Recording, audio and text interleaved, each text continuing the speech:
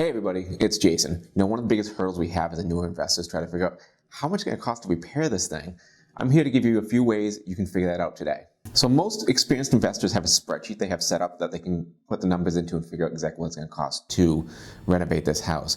What I don't want you to do is walk into a house, look around like, I bet I can do this for 60K. That's going to get you burned because you might think it's 60, your contract comes back with a quote that says it's 100 after you've already closed on that property, and now you're already down 40K and probably losing money. So do not do it that way. When evaluating the house, there are some big ticket items that you want to look at first to figure out if you even shouldn't start looking at how much is the paint going to cost, how much is the floor going to cost, and things like that. These big ticket items are like the heating system, which is going to cost $6,000 to $8,000 to replace the heater in the basement. Our roof is like $12,000 to $15,000.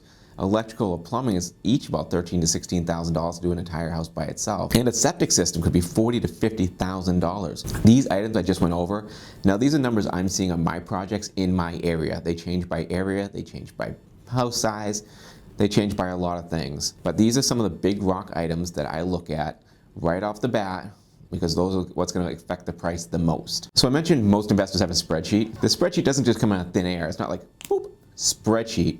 We have to put these together, and I'm going to show you a few ways that you can put together your spreadsheet. One way to do this is learn. Watch some YouTube like this YouTube channel right here, which if you can subscribe and like, it would help me out a lot.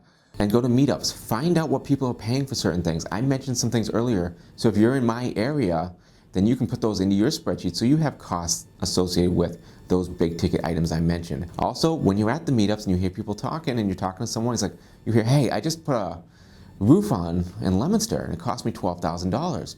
Oh cool, write that down. Now you have the idea of what a roof is going to cost. Yeah, this is going to change based on pitch, size of the house, things like that. We'll talk a little bit more about that later, but you have a general idea so you can get honed in, and then as you continue working and as you do projects, you'll continue to hone that in more and more and more, because every project you do, you should then go back to your sheet and say, how much did it cost me to do this? How much did I allocate for it?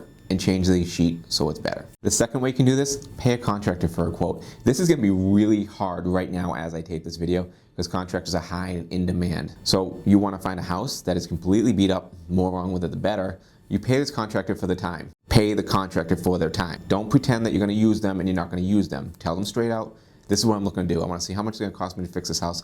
What's it gonna cost me to get a quote from you? Make sure they itemize that quote. So for example, say the roof costs $10,000 to do.